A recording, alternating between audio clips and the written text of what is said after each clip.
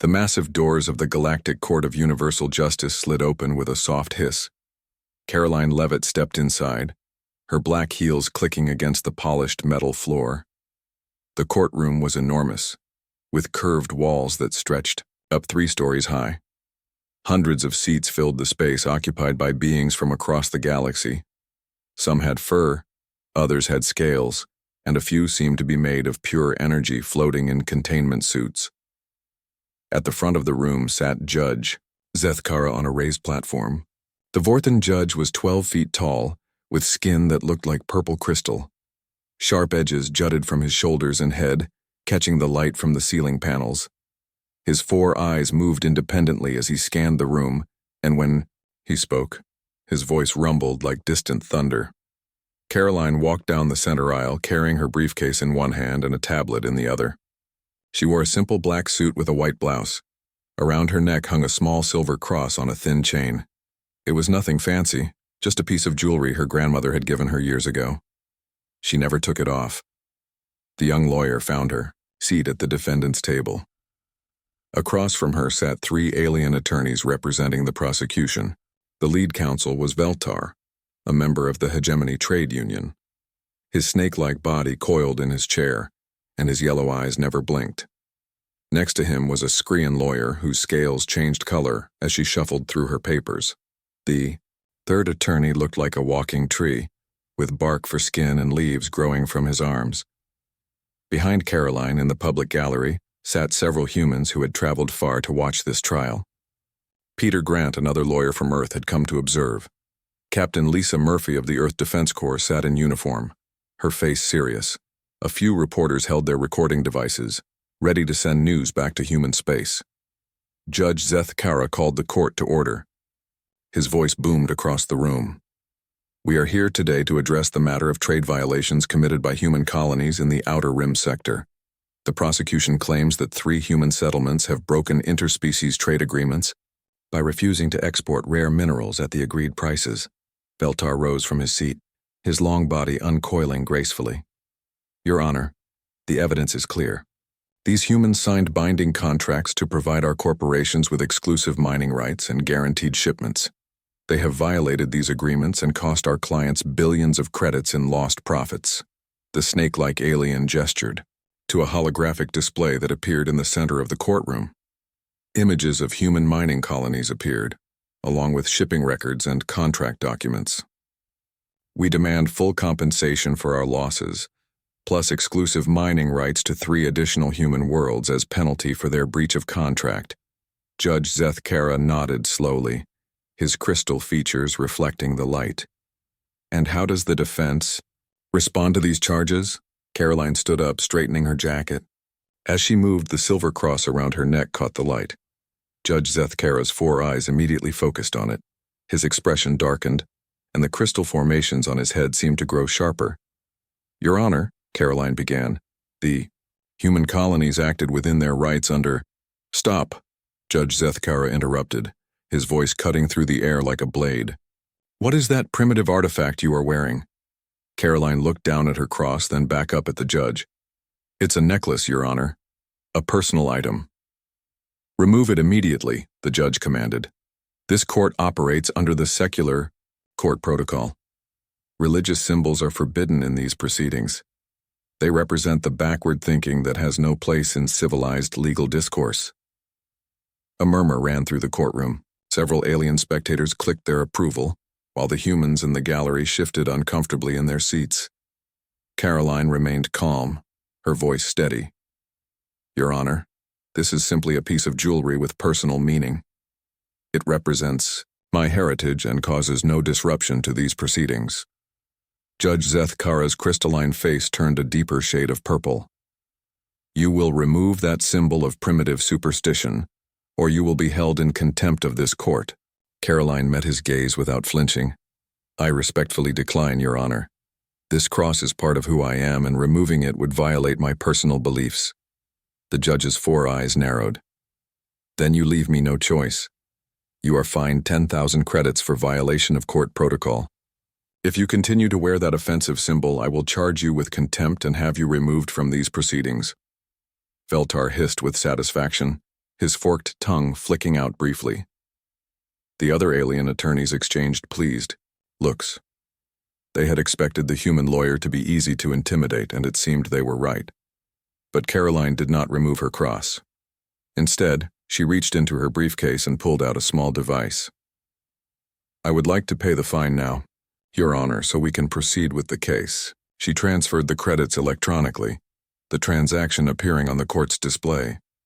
Judge Zeth-Kara seemed surprised that she could pay such a large sum so quickly, but he accepted the payment. "Very well," he said. "But I warn you, human, any further disruptions will result in your removal from this courtroom." Karoline nodded politely. "Understood, Your Honor. May I now present my opening statement on behalf of the human colonies?" The judge waved one of his 4 hands dismissively. "Proceed, but keep it brief. This case seems straightforward enough." Karoline walked to the center of the courtroom, her cross visible to everyone present. Some aliens in the gallery whispered, among themselves clearly disapproving of her defiance. But the humans sat straighter in their seats, pride evident on their faces. "Your Honor, members of the court," Karoline began, "the prosecution would have you believe that humanity has acted in bad faith. They claim we have broken sacred contracts and violated the trust of our trading partners. But the truth is far more complex than these simple accusations suggest." She gestured to her own holographic display, which showed different documents and data. The human colonies in question acted not out of greed or dishonesty, but out of necessity and, more importantly, out of strict adherence to the law. Judge Zeth-Kara interrupted again. "What law could possibly justify breaking signed contracts?" Karoline smiled slightly. "That, Your Honor, is exactly what I intend to prove. The law that governs all of us in this courtroom, whether we are human, Forthan, hegemony, or any other species." She paused, letting her words sink in. In the gallery, Peter Grant leaned forward, recognizing something in Karoline's tone. Captain Murphy raised an eyebrow, sensing that this young lawyer had more to offer than anyone expected. "I ask only for the opportunity to present the facts," Karoline continued. "All the facts, including those that the prosecution has chosen to overlook." Veltar rose from his seat. "Objection, Your Honor. The defense is making accusations without evidence." "Sustained," Judge Zeth-Kara ruled quickly. "The defense will stick to established facts and avoid baseless claims." Karoline nodded. "Of course, Your Honor. I will present only documented evidence and established legal precedent, but I believe the court will find that precedent quite illuminating." As she returned to her seat, the silver cross caught the light once more. Judge Zeth-Kara's expression remained stern, but something in his eyes suggested he was beginning to wonder what this defiant human lawyer might have planned. The next morning, Karoline arrived at the courthouse early. She had spent most of the night reviewing files and preparing her defense. The silver cross still hung around her neck, catching the artificial sunlight that streamed through the station's massive windows. When court began, Judge Zeth-Kara looked even more irritated than the day before. His crystalline features seemed sharper, and his 4 eyes moved restlessly as he surveyed the courtroom. The alien attorneys sat confidently at their table, clearly expecting an easy victory. "The prosecution may present their case," Judge Zeth-Kara announced. Veltar slithered to the front of the courtroom. His yellow eyes gleamed as he activated a large holographic display. "Your Honor, the evidence against the human colonies is overwhelming. 3 years ago, these settlements signed clear contracts with our mining corporations." The display showed official documents covered in various alien scripts and human text. Veltar pointed to specific sections with his clawed finger. The humans agreed to provide 2 million tons of rare earth minerals each month at a fixed price of 50 credits per kilogram. This price was extremely favorable to them, well below current market rates. Judge Zeth-Kara nodded approvingly. "Continue." "For 2 years the humans honored these contracts," Veltar said. "But then they suddenly stopped all shipments. When our corporations demanded to know why, the humans claimed the contracts were no longer valid. They refused to ship any minerals and began selling to other buyers at much higher prices." The snake-like alien's voice grew louder with mock outrage. This betrayal has cost our clients over 3 billion credits in lost profits. The humans have violated the sacred trust that makes interspecies commerce possible. This Skrian lawyer stood next, her scales shifting from green to angry red. Your Honor, my clients invested heavily in processing facilities designed specifically for these human minerals. When the shipments stopped, entire factories had to shut down. Thousands of workers lost their jobs. She displayed images of empty factories and unemployment statistics. The humans knew that stopping these shipments would cause massive economic damage, but they did it anyway to chase higher profits elsewhere. The tree-like attorney was the last to speak for the prosecution. His voice sounded like wind through leaves. The botanical collective trusted humanity to be reliable trading partners. Instead, we discovered that humans are motivated only by greed. They break promises whenever it suits them. Judge Zethkara listened to all of this with obvious sympathy for the alien plaintiffs. When the prosecution finished, he turned to Karoline with barely hidden contempt. Defense may now present their opening statement, he said coldly. Though I cannot imagine what possible excuse exists for such clear contract violations. Karoline stood and walked to the center of the courtroom. Several aliens in the gallery made disapproving sounds when they saw her cross, but she ignored them completely. Your Honor, my clients did not break any valid contracts, she began simply. Judge Zethkara interrupted immediately. The contracts are clearly displayed before this court. Are you claiming they are forgeries? No, Your Honor, the documents are real, but the contracts themselves are not legally binding. Veltar shot up from his seat. Objection. The defense is making claims. Without evidence. Sustained. Judge Zethkara ruled before Karoline could respond. Defense will provide evidence for all claims or remain silent. Karoline nodded calmly. Of course, Your Honor. May I present Exhibit A? She activated her own holographic display. A complex legal document appeared, covered in dense text and official seals. This is the Universal Trade Compact, signed by all major galactic civilizations 15 years ago.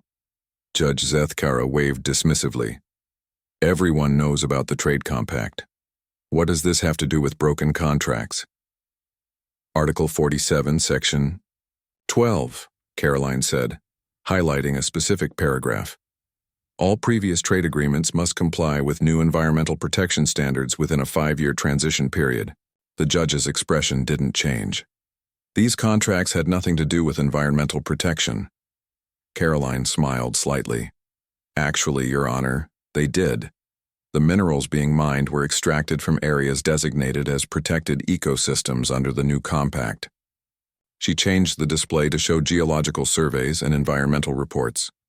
The human colonies discovered that continued mining would violate interspecies environmental law. They were legally required to stop all extraction in these areas. Veltar hissed angrily. This is a technicality. The contracts were signed before these environmental rules existed. Which brings us to the transition clause, Karoline continued.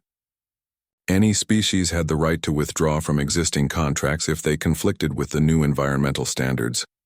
The withdrawal only required proper notice to be given. Judge Zethkara leaned forward, his crystal features catching the light. Where is this notice? I see no evidence that proper legal notice was provided.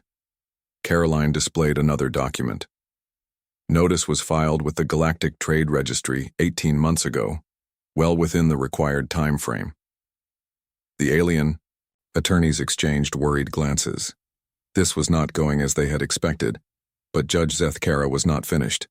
Even if this notice exists, he said, the environmental concerns are clearly pretense.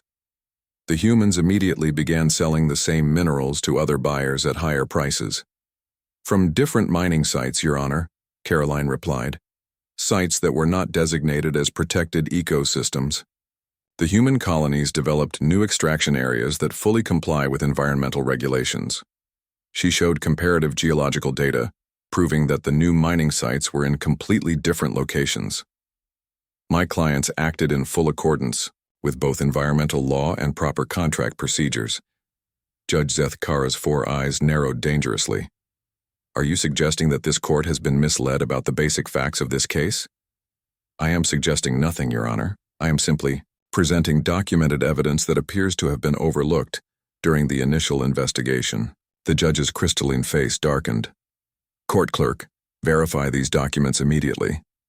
Hesselock, the reptilian clerk, began scanning Karoline's evidence with obvious reluctance. His forked tongue flicked nervously as he worked. After some minutes, he looked up with disappointment. "The documents appear to be authentic, Your Honor," he reported in a hissing voice. But Judge Zethkara was not ready to give up. Even if the environmental technicality is valid, the defense has not addressed the economic damage caused to the plaintiffs. Proper compensation must still be paid. Karoline nodded thoughtfully. "That raises an interesting question, Your Honor. Under whose legal system should damages be calculated?" "This is a galactic court," Judge Zethkara snapped. "We follow universal legal principles." "Which universal principles specifically?" Karoline asked politely. "Fourth commercial law, hegemony trade regulations, Esekian contract theory? Each system calculates damages differently." Judge Zethkara paused, clearly not expecting this question. In the gallery, Peter Grant sat up straighter, beginning to understand Karoline's strategy. Captain Murphy leaned forward, recognizing the tactical thinking of a skilled strategist. "We follow established precedent," the judge said finally. "Excellent," Karoline replied. "Then we should examine the precedent set by the famous case of hegemony mining versus the Crystalline Confederacy, decided by this very court 12 years ago." Beltar's scales seemed to lose some of their color. The other alien attorneys looked suddenly uncomfortable.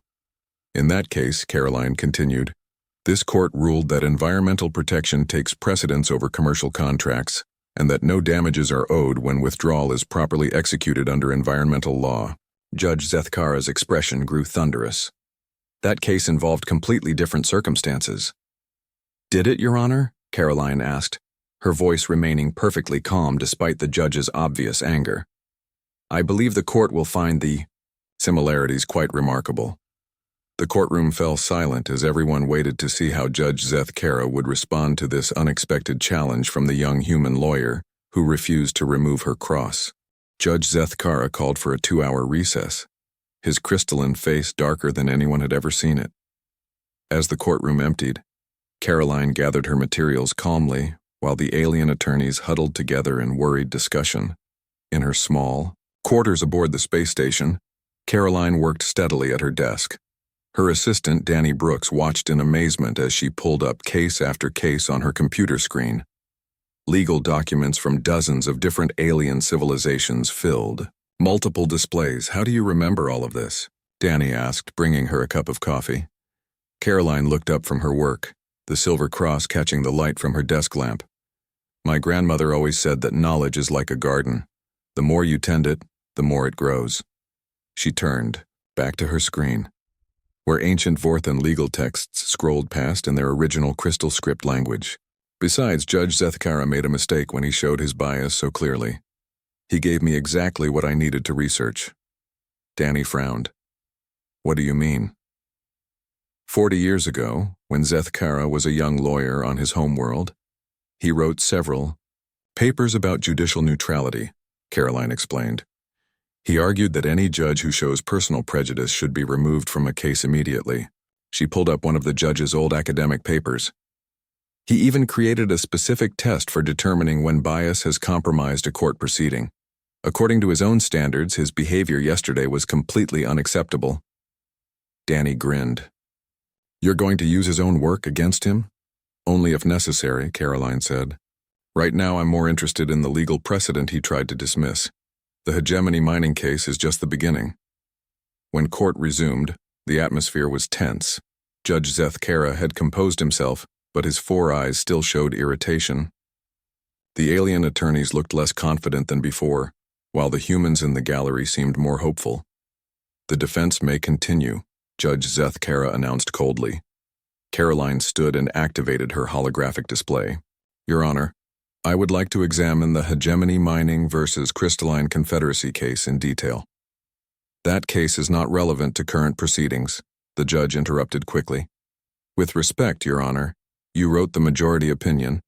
"In that case," Karoline said calmly, Surely your own legal reasoning is relevant to similar circumstances. Judge Zethkara's crystal features seemed to grow sharper. That case involved mineral rights disputes between two alien species. This case involves contract violations by humans. The legal principles are identical, Karoline replied. She highlighted specific sections of the old case on her display. In your written opinion, you stated that environmental law takes precedence over all commercial agreements regardless of the species involved. She quoted directly from the judge's own words. No court in the civilized galaxy should force any species to destroy their own habitat for commercial profit. Veltar rose from his seat. Your Honor, the human colonies were not protecting their habitat. They were protecting empty rock formations. Karoline turned to face the snake-like attorney. Are you familiar with human environmental philosophy, counselor? I fail to see how primitive human beliefs are relevant, Veltar replied with a dismissive hiss. Under the Universal Rights Charter, all species have the right to define their own environmental values, Karoline said. What you call empty rock, humans consider sacred ecosystem balance. She brought up another document. This is a petition signed by every human colony leader in the affected systems. They declared the mining areas to be protected under human environmental law. Judge Zethkara leaned forward aggressively. Human environmental law has no standing in galactic commerce. Actually, Your Honor, it does, Karoline said politely. The Environmental Protection Accord of 2381 specifically grants each species the right to set their own environmental standards for their own territory. She displayed the relevant treaty. The human colonies followed proper procedure in every detail. They filed environmental impact reports, gave proper notice to all affected parties, and ceased harmful activities within the required time frame. The Hiskarian lawyer stood up, her scales shifting to an angry red color. This is all legal manipulation. The humans broke their promises and caused massive economic damage. Karoline nodded sympathetically. I understand your clients suffered losses. But under Hiskarian commercial law, what happens when one party to a contract discovers that fulfilling the agreement would violate higher law? The alien lawyer paused, her scales flickering between colors. The contract becomes void and both parties are released from their obligations. Exactly, Karoline said. Your own legal system supports the human position. She turned to the tree-like attorney. Under botanical collective principles, what takes priority? Commercial agreements or ecological protection? The plant being's leaves rustled with discomfort. Ecological protection always comes first in our legal system. And under hegemony trade law, Karoline continued, facing Veltar. What happens when environmental concerns override existing contracts? Veltar's forked tongue flicked out nervously. The environmental concerns take precedence, and the affected party is not liable for damages. Judge Zethkara's four eyes blazed with fury. The defense is manipulating these attorneys into supporting positions they do not truly believe. I am simply asking them to state their own species' legal principles, Karoline replied calmly. Principles that this court has recognized and enforced in previous cases. She activated a new display showing dozens of case citations. In fact, Your Honor, you have personally ruled in favor of environmental protection over commercial contracts in 17 separate cases over the past 20 years. The judge's crystalline face darkened further. Those cases involved different circumstances. Did they? Karoline asked. She began reading from his previous rulings. In Thermal Mining versus Gas Giant Collective, you wrote, no commercial interest can justify environmental destruction.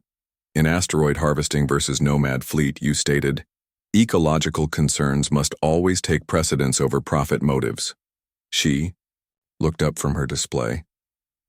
Your Honor, you have built your entire judicial career on the principle that environmental protection comes first. Are you now saying that principle does not apply to human colonies? The courtroom fell completely silent. Everyone could see that Judge Zethkara was trapped by his own previous rulings. His bias against humans was forcing him to contradict everything he had stood for as a judge. In the gallery, Peter Grant smiled slightly. Captain Murphy nodded with approval. Even some of the alien spectators began to murmur with interest. Judge Zeth Kara struggled to find a response. "The court will take these precedents under advisement," he said finally. "Of course, Your Honor," Karoline said, "but I believe there is one more precedent we should examine." "What precedent?" the judge asked warily. Karoline's expression remained perfectly calm, but her voice carried a new strength. "The precedent regarding judicial bias and the removal of prejudiced judges from cases." The color drained from Judge Zeth Kara's crystal features.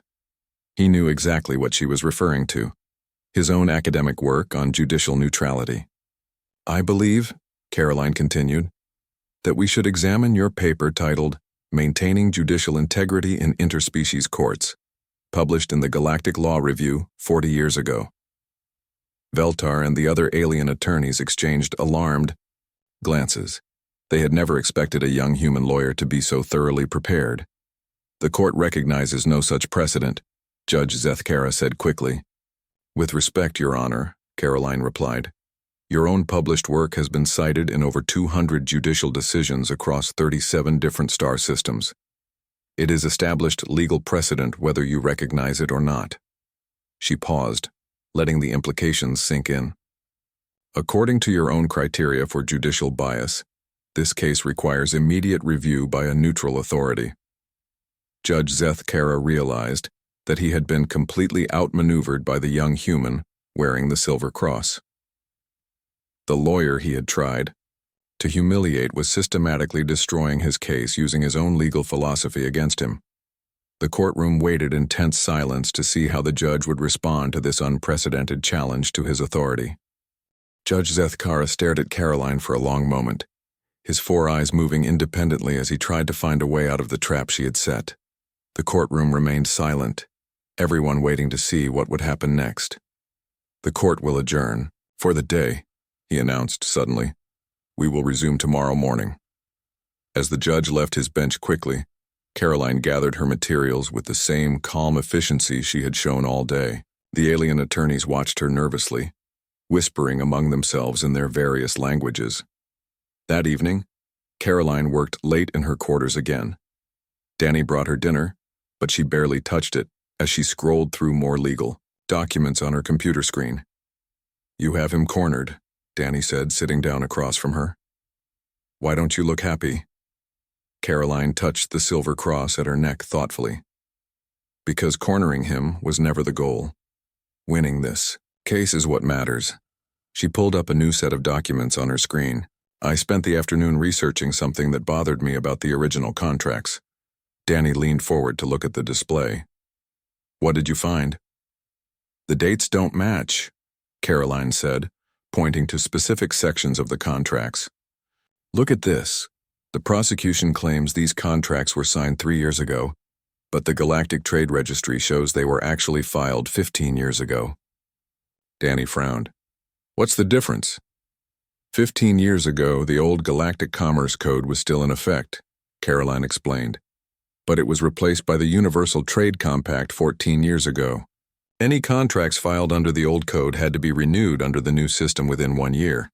She highlighted another section of her research. "If these contracts were never properly renewed, they've been invalid for over 13 years. Danny's eyes widened. "You mean the aliens have been operating under fake contracts this whole time?" "Not fake," Karoline corrected. "Expired, but the effect is the same. Every shipment, every payment, every business decision based on these contracts has been legally meaningless." She continued scrolling through shipping records and financial documents. "More importantly, if the contracts were invalid, then the human colonies weren't breaking any agreements when they stopped shipments. They were just refusing to honor expired paperwork." The next morning, the courtroom was packed with even more spectators than before. Word had spread throughout the station about the young human lawyer who was challenging Judge Zeth Kara's authority. Reporters from dozens of different news services occupied the back rows. When Judge Zeth Kara entered, his crystalline features looked sharper and more dangerous than ever. He had clearly spent the night trying to find a way to regain control of his courtroom. "Before we continue with yesterday's proceedings," he announced, "the court wishes to address the defense's inappropriate accusations regarding judicial bias." Karoline stood up calmly. Your Honor, I made no accusations. I simply cited your own published work on judicial standards.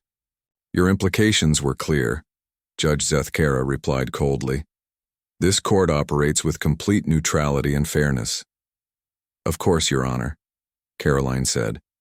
In that spirit of fairness, I would like to present new evidence that I discovered last night. She activated her holographic display, showing the contract documents with their dates clearly highlighted. Your Honor, these contracts appear to have been filed under the old Galactic Commerce Code 15 years ago. Veltar shot up from his seat. The dates on those contracts are clearly marked as 3 years ago. The filing dates are 3 years ago, Karoline agreed. But the original registration dates are 15 years ago. The documents show clear evidence of being modified and refiled. Judge Zethkara leaned forward. What are you suggesting? I am not suggesting anything, Your Honor. I am stating a documented fact. These contracts were originally created under the old Commerce Code, which was replaced by the Universal Trade Compact 14 years ago. She brought up the relevant legal statutes. Under the transition rules, all contracts filed under the old code had to be renewed within 1 year or they would become invalid. The Siskirian lawyer stood up, her scales shifting to a pale yellow color. Our clients renewed these contracts properly. Where is the renewal documentation? Karoline asked politely. The alien attorney fumbled through her papers, clearly not expecting this question. The renewal was, the original contracts were sufficient. Under the Universal Trade Compact, renewal requires specific documentation and new signatures from all parties, Karoline continued. Without proper renewal, contracts filed under the old code automatically expired 13 years ago. Judge Zethkara's 4 eyes narrowed dangerously. Are you claiming that these contracts have been invalid for over a decade? I am presenting the legal facts, Your Honor. The court can draw its own conclusions. Karoline activated another section of her display. But there is more. If these contracts have been invalid for 13 years, then every shipment the human colonies made during that time was legally voluntary.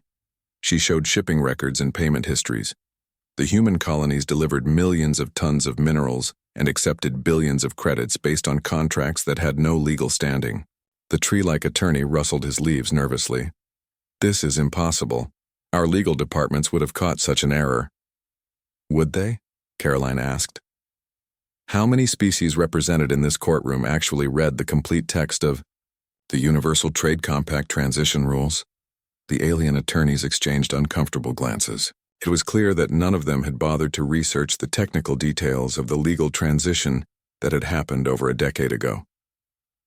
Furthermore, Karoline continued, if the contracts were invalid, then the human colonies have been providing free minerals to your clients for 13 years.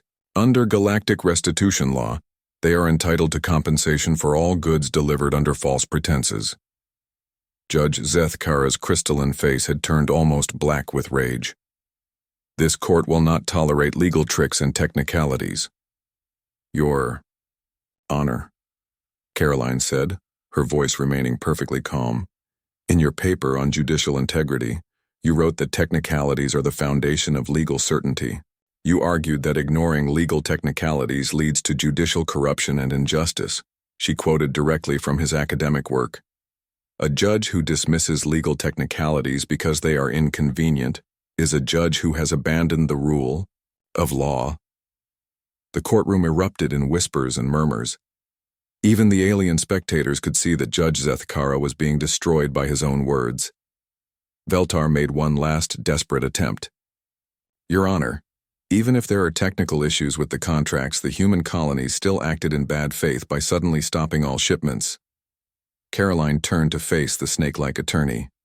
Counselor, under hegemony law, what is the legal term for continuing to accept goods and payments under an invalid contract? Veltar's yellow eyes flickered with fear. It would be commercial fraud. And the penalty for commercial fraud under hegemony law? Triple restitution plus punitive damages, Veltar admitted reluctantly. Karoline nodded and turned to the other attorneys. Under Eskarian law, Accepting goods under false legal pretenses carries what penalty? The scales of the Epicurean lawyer had turned completely white. Full restitution plus interest calculated at maximum legal rates. And under botanical collective commercial law, the tree-like attorney's leaves had begun to fall from his branches in distress. Complete disgorgement of all profits plus damages for harm to the defrauded party. Karoline faced Judge Zethkara with the same calm expression she had maintained throughout the trial. Your Honor, it appears that under the legal systems of all three prosecution clients, they are liable for massive damages to the human colonies. The judge sat in stunned silence, realizing that the case had been completely reversed. The humans were no longer defendants facing damages. They had become plaintiffs with legitimate claims for restitution that could amount to trillions of credits. And the court will recess, Judge Zethkara said weakly. Your Honor, Karoline said before he could leave the bench. Given the new evidence and the complete reversal of the legal situation, I believe this case requires immediate review by a neutral, judicial authority. She paused, letting her words echo through the silent courtroom. According to your own published standards for judicial integrity, a case of this magnitude should not be decided by a court that has already demonstrated clear bias against one of the parties. Judge Zethkara looked at the young human lawyer, wearing her silver cross, and realized that she had systematically destroyed not only the prosecution's case, but his own judicial authority as well. The woman he had tried to humiliate had become the most formidable legal opponent he had ever faced. Judge Zethkara remained frozen on his bench for several long moments. The entire courtroom waited in absolute silence as he struggled to process what had just happened.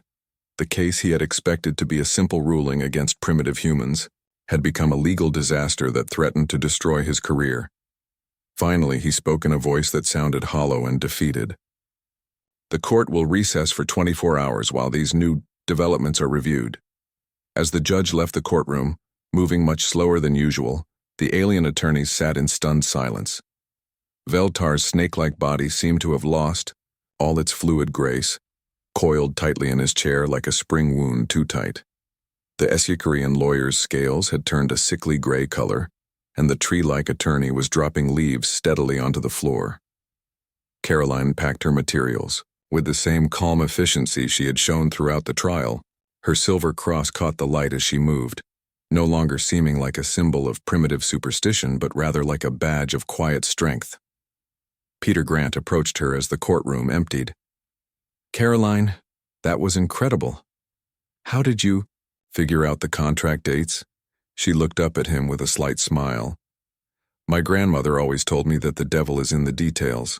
When someone tries to rush you through a deal, that's when you need to read the fine print most carefully. Captain Murphy joined them, her expression mixing respect with amazement. I've seen tactical brilliance in battle, but what you just did was something else entirely. You didn't just win a case, you turned the entire legal situation upside down. The law turned it upside down, Karoline corrected. I just made sure everyone could see what was already there. Danny Brooks hurried over, his face glowing with excitement. The news feeds are going crazy. Every major network in the galaxy is covering this story. They're calling you the lawyer who outsmarted the galactic court. Karoline shook her head. I didn't outsmart anyone. I just did my job. That evening, Karoline worked late again, but this time she was preparing a different kind of legal document. Instead of researching defense strategies, she was drafting a formal complaint for damages against the alien corporations. How much are you going to ask for? Danny asked, looking over her shoulder at the calculations on her screen. Everything they owe, Karoline replied simply. 13 years of free minerals, plus interest, plus penalties under each of their own legal systems. The numbers on her screen were staggering. Trillions of credits in restitution plus additional trillions in punitive damages. The alien corporations would face financial ruin if they lost this case. They'll never pay that much, Danny said. They will if the law requires it, Karoline answered, and according to their own legal systems it does. The next morning brought even larger crowds to the courtroom. Representatives from major news networks filled the gallery, along with diplomats from dozens of different species. Word had spread that a young human lawyer had single-handedly challenged the entire galactic legal system. When Judge Zethkara entered, he looked like a different person. His crystalline features appeared dull and cracked, and his four eyes moved, slowly and independently. It was clear that he had spent the night in consultations with higher authorities. "Before we proceed," he announced in a weary voice, "the court has received a formal request for judicial review from the Galactic Supreme Court." A murmur ran through the courtroom. Everyone knew what this meant. The highest legal authority in the galaxy was questioning Judge Zethkara's handling of the case. Furthermore, the judge continued, "The defense has filed a formal complaint requesting my recusal from this case based on demonstrated bias." Karoline stood up. "Your Honor, the request for recusal is based on your own published standards for judicial integrity. According to your paper on maintaining neutral courts, any judge who shows personal prejudice should be removed to preserve the integrity of the legal system." Judge Zethkara's voice was barely above a whisper. "The court is aware of the precedent cited by the defense. Veltar made one final desperate attempt to save the situation. Your Honor, this entire case has been turned into a circus by legal technicalities. The original contracts may have had procedural issues, but our clients acted in good faith." Karoline turned to face the snake-like attorney. "Counselor, under hegemony law, is ignorance of legal requirements an acceptable defense for commercial fraud?" Veltar's forked tongue flicked out nervously. "No, it is not. And under your legal system, what happens to corporations that continue to collect payments under invalid contracts for over a decade? They are subject to full prosecution and maximum penalties," Veltar admitted, his voice barely audible. The Skrian lawyer tried to interrupt. "Your Honor, surely there must be some statute of limitations that applies here."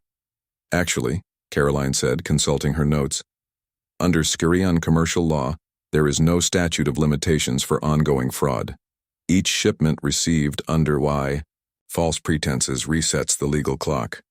She turned to the tree-like attorney. "Under botanical collective law, corporations that harm other species through deceptive practices face what penalty?" The plant being's remaining leaves rustled weakly. "Dissolution of corporate charter and permanent ban from interspecies commerce." "So under the legal systems of all three prosecution clients," Karoline summarized, "the corporations face criminal charges, massive financial penalties, and possible dissolution." Judge Zethkara realized that he had no choice left.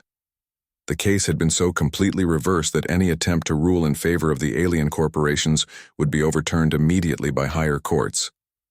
"Given the complex legal issues that have emerged," he announced reluctantly, "and the formal request for judicial review, this court hereby grants the defense motion for recusal." The courtroom erupted in surprised murmurs. Judge Zethkara was removing himself from the case, acknowledging that his bias had compromised his ability to rule fairly. "Chancellor Krenal of the Cosmic Court will assume jurisdiction over this matter," the judge continued. "All parties will appear before the new court in 3 days' time." As Judge Zethkara prepared to leave the bench for the final time in this case, he paused and looked directly at Karoline. "Counselor Leavitt," he said quietly, "this court wishes to acknowledge that your legal scholarship and preparation have been exemplary." It was as close to an apology as his pride would allow. Karoline nodded respectfully. "Thank you, Your Honor." After the judge left, the courtroom buzzed with excited conversation. The alien attorneys huddled together in worried discussion, while reporters crowded around Karoline asking for statements. "How does it feel to have defeated one of the galaxy's most respected judges?" one reporter asked. Karoline touched her silver cross thoughtfully. "I didn't defeat anyone. The law defeated prejudice and bias, just as it's supposed to." "What do you expect from the new judge?" "I expect justice," Karoline replied simply. "Fair treatment under the law, regardless of species or belief." Peter Grant approached her as the crowd began to thin. "You know this victory is going to change everything, don't you? Every human lawyer in the galaxy is going to hear about what you did here." Karoline smiled. "Good. Maybe next time judges will think twice before they assume humans are too primitive to understand the law." Captain Murphy joined them, her expression serious. "You've done more than win a legal case, Karoline. You've shown the entire galaxy that humanity deserves respect as equals in galactic civilization." As they left the courtroom, Karoline's silver cross caught the light one more time. The simple piece of jewelry that had started as a target for prejudice had become a symbol of human dignity and legal excellence. The young lawyer who had refused to remove her cross had not only won her case, she had earned the respect of the entire galactic legal community. 3 days later, the courtroom looked different. The same curved walls and high ceiling remained, but the atmosphere had completely changed. Instead of hostility and prejudice, there was a sense of anticipation and respect. Chancellor Karoline entered the courtroom with quiet dignity. Unlike Judge Zethkara's imposing crystal form, the new judge was smaller and more peaceful-looking. Karoline belonged to a species known throughout the galaxy for their fairness and wisdom. Their skin was smooth and silver, and their large dark eyes seemed to see everything without judgment. "This court is now in session," Chancellor Karoline announced in a voice that was both gentle and authoritative. "I have reviewed all evidence and testimony from the previous proceedings. Both parties may present their final arguments." Veltar stood up slowly. The snake-like attorney looked nothing like the confident prosecutor who had started this case. His movements were hesitant, and his yellow eyes kept darting nervously around the courtroom. "Your Honor," he began, "my clients acknowledge that there may have been technical issues with the contract documentation. However, they acted in good faith for many years, providing fair payment for valuable minerals."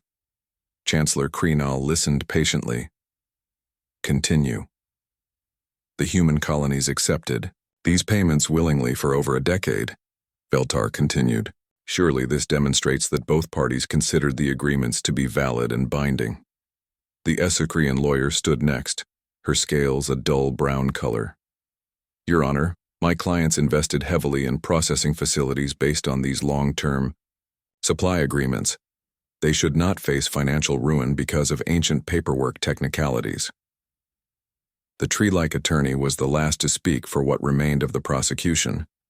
Many of his leaves had fallen, leaving bare branches that made him look sick and weak. "The Botanical Collective has always valued honest dealing above legal technicalities. We ask for mercy and understanding." Chancellor Karoline nodded thoughtfully. "The court appreciates the prosecution's position. Defense may now present final arguments." Karoline stood and walked to the center of the courtroom. Her silver cross gleamed in the light, and her voice was clear and confident.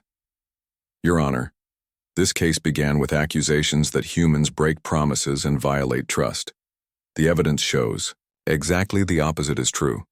She activated her holographic display showing the timeline of events. For 13 years, human colonies honored agreements that had no legal standing. They shipped billions of tons of valuable minerals and accepted payments based on expired contracts. Chancellor Karoline studied the evidence carefully. "Continue." "When the human colonies discovered the environmental violations, they could have simply continued mining and ignored the law," Karoline said. "Instead, they chose to follow proper legal procedures, even though it meant giving up enormous profits." She highlighted the environmental reports and legal filings. They filed proper notices, followed all required procedures, and offered to negotiate new agreements that would comply with environmental law. Karoline turned to face the alien attorneys. "The prosecution claims their clients acted in good faith, but the evidence shows they knew about the legal problems. Internal corporate documents reveal that their legal departments were aware of the contract expiration, but chose to ignore it." She displayed corporate emails and legal memos that her research had uncovered. These documents show a deliberate decision to continue collecting minerals under invalid contracts, hoping that humans would be too primitive to understand galactic law. Chancellor Karoline examined the evidence with interest. "These are serious allegations." "The evidence speaks for itself, Your Honor," Karoline replied. "For 13 years, alien corporations took advantage of human good faith and legal generosity. When humans finally exercised their legal rights, they were accused of dishonesty and greed." She paused, letting her words sink in. "This case is not about broken contracts or commercial disputes. It is about whether humans deserve the same legal protections and respect as every other species in the galaxy." Karoline touched her cross gently. I was penalized at the start of this trial for wearing a symbol of my heritage. I was told it represented primitive thinking that had no place in civilized legal proceedings. Her voice grew stronger. But this simple cross represents the same principles that guide all good law: truth, justice, and the courage to stand up for what is right, even when facing overwhelming opposition. Chancellor Krenal listened carefully to every word. Unlike Judge Zethkara, this judge showed no bias or impatience. They simply absorbed the information and considered it fairly. The prosecution asks for mercy, Karoline continued. But mercy should be given to those who show honesty and good faith, not to those who exploit others through legal deception. She concluded her argument by returning to her seat, her head held high with quiet dignity. Chancellor Krenal took several moments to review their notes before speaking. This court has carefully considered all evidence and arguments presented by both parties. The courtroom fell completely silent. Everyone leaned forward to hear the verdict that would determine not only the outcome of this case, but humanity's standing in galactic legal affairs. The evidence clearly shows that the contracts in question expired under the transition rules of the Universal Trade Compact, Chancellor Krenal announced.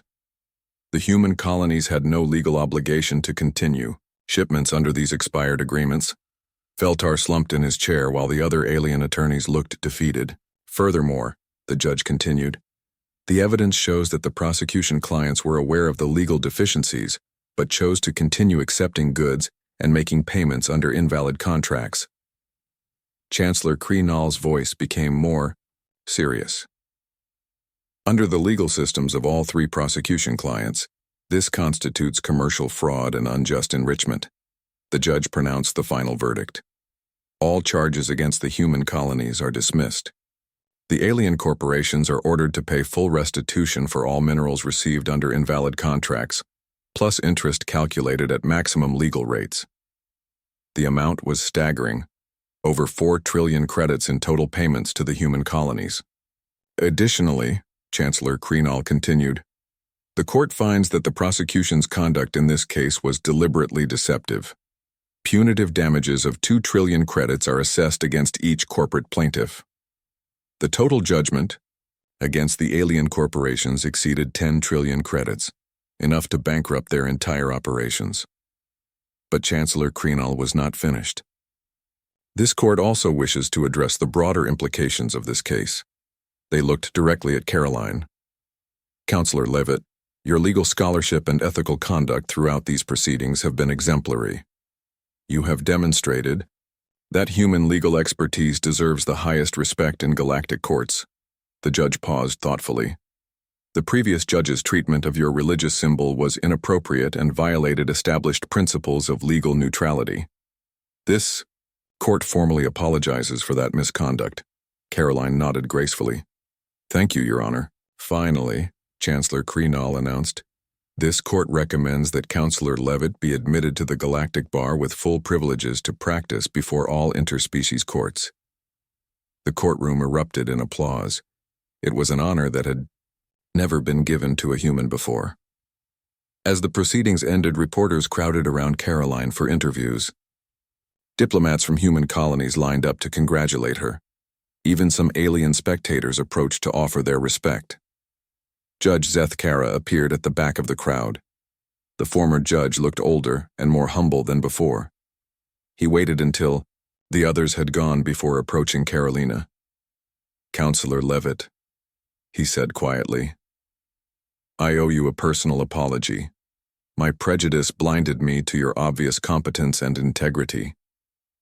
Karoline looked at him with compassion rather than anger. Your honor? We all have prejudices to overcome. What matters is that we learn from our mistakes. Zethkara nodded sadly. Would you consider teaching a seminar on interspecies legal integration? I believe I have much to learn. I would be honored, Karoline replied graciously. Months later, Karoline stood before a classroom at the new Interstellar Law Academy on Earth. Students from dozens of different species filled the seats, all eager to learn from the human lawyer who had changed galactic legal history. Her silver cross, caught the sunlight streaming through the windows as she began her lecture. The foundation of all good law is simple, she told her students. Truth, justice, and the courage to stand up for what is right. She smiled at the diverse faces looking back at her. It doesn't matter what species you are, what you look like, or what symbols you wear. What matters is your commitment to fairness and your willingness to fight for justice. A message alert appeared on her desk screen. Another impossible case in a distant star system.